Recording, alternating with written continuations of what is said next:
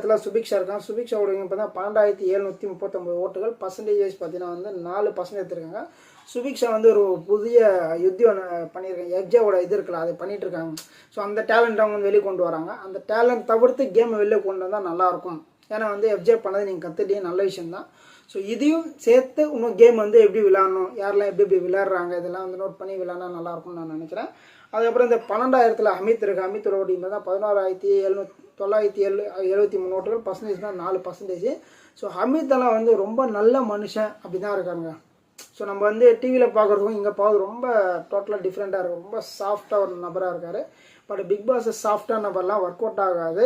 அவருக்கான கேம் அவர் விளையாடணும்.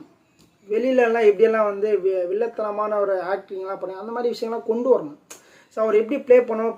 அவர் வந்து எனக்கு ஸ்பேஸ் கொஞ்சம் கொடுங்க, கிச்சனில் இருக்கவங்களாம் சும்மா வேலை செஞ்சுட்டே இருக்க முடியாது, அவங்க வந்து ரொம்ப நேரம் நிற்கிறாங்க, அவங்களுக்கான கொஞ்சம் டைம்லாம் கொடுங்கலாம் கேட்குறதெல்லாம் ஓகே. பட் வந்து இன்னும் கொஞ்சம் வாய்ஸ் அவுட் பண்ணி கேமை வந்து இம்ப்ரூவ்மெண்ட் பண்ணணும். நான் நல்லாவேன்னு சொன்னேன். விக்ரமே இப்போ வந்து டோட்டலாக மாறி 3ஆயிரத்தில் வந்திருக்காரு. விக்ரமெல்லாம் ஆளே எல்லாம் போயிட்டாரு. வெளில போலியார் நினச்சிருந்த நபர்லாம் இப்போ வந்து பயங்கரமாக பர்ஃபார்மன்ஸ் பண்ணுறாரு. ஸோ அமித் அந்த மாதிரி பண்ண நல்லாயிருக்கும்னு நான் நினைக்கிறேன். ஸோ கடைசியாக இருக்கிறது வந்து ரம்யா. ஸோ ரம்யாவோட ஓட்டிங் பார்த்தா வந்து 10,831 ஓட்டுகள். பர்சன்டேஜ் பார்த்தா 3%. ஸோ ரம்யாவுக்கு வந்து ஒரு ஹெட்டாக கொடுத்துருக்காங்க, வாஷ்ரூம் ஹெட்டுன்னு நினைக்கிறேன். அந்த ஹெட்டாக ஒரு இது கொடுத்துருக்காங்க. அதுக்குமே அவங்க வந்து சில ஸ்ட்ராட்டஜிலாம் யூஸ் பண்ணி தான் நான் ஹெட்டாக வரேன் அந்த மாதிரிலாம் பேசியிருந்தாங்க. ஸோ நேற்று ஏதோ கொஞ்சம் பர்ஃபார்மன்ஸ் பண்ணுற மாதிரி இருக்குது. சில ஐடியாஸ்லாம் கொடுக்குறாங்க. ஸோ ஏன்னா வந்து எல்லாமே ரெஸ்ட் ரூம் வந்து லைனாக வந்து நிற்கிறாங்க, அதனால் கொஞ்சம் அவாய்ட் பண்ணலாம்.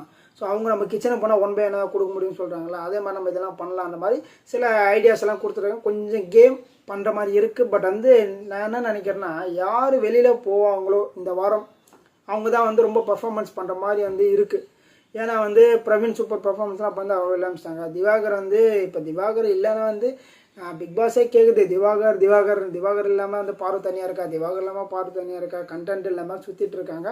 So okay, Diwakar wild card வரதா சொல்லியிருக்காங்க. உண்மையாக போய் அந்த எல்லாம் வெயிட் பண்ணி பார்க்கலாம். மக்களை உங்களோட கருத்துக்களை இருந்தால் மறக்காமல் பதிவான வார்த்தைகளை சந்திக்கலாம். நன்றி, வணக்கம்.